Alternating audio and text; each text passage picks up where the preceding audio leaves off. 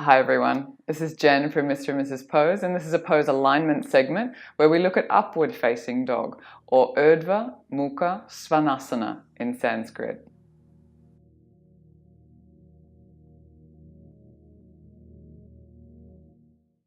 From a student point of view, this pose can be seen to be deceptively easy, and this exposes risk to injury or long-term damage of particularly the lumbar spine. This pose is a wonderful back bend for the whole spine, but we don't want to be doing all the bending in the lower part of the spine, the most flexible part. We want to also continue that back bend right up, including the thoracic spine. The other benefits are that it strengthens shoulders, arms and wrists. It also opens the chest, so it's good for asthma. In terms of our sequencing, it's an intermediate back bend. It's stronger than cobra or locust. It's not as strong though as some of the more advanced back bends. It's also an important ingredient in our salute to the sun, Surya Namaskar. In terms of some of the other more esoteric benefits of the pose, it's said to be really energizing. It's great for fatigue, great for runners. It's also said to invoke the vagus nerve, which runs up the front of the body, and this produces a calming effect on the nervous system. It also brings blood to the pelvis, and so it's good for all of the organs in this region. If you have any contraindications such as back injury, disc injury, perhaps wrist or carpal tunnel syndrome, you might want to avoid this pose and prefer one of the more gentle back bends. If you are pregnant as well, it's not advised for late pregnancy in particular.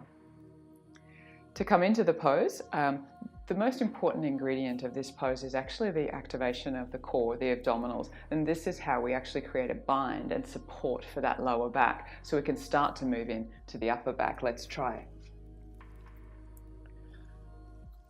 Coming onto the hands and knees, we walk the hands about a hand length forward, we tuck the toes, and we start to shift the weight forward. Again, as with our chaturanga or any other pose, the hands are very strong here, as if we could make a fist, but we can't because we're pressing on the floor.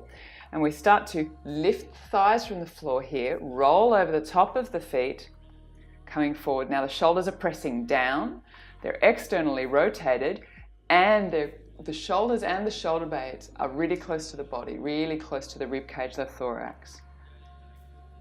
So we're opening through the chest here. If you have sacroiliac joint issues, you can keep the feet a little wider apart, creating space for yourself here. So it's good to stay in this pose for a little period of time. The breath actually starts to open. Often when we go through a vinyasa, we don't spend very long here. And the final part of the pose is the head. If you have no neck injury and you wish to look up, you can, but as the head goes back, the throat should come forward. And by doing this, the throat forward when the head comes back, we actually create support around the cervical spine for that action. And it's expansive bandha or bind around the neck to give it all of that lovely support and also to draw the blood up. So try it for yourself and please subscribe at Mr. and Mrs. Pose. Namaste.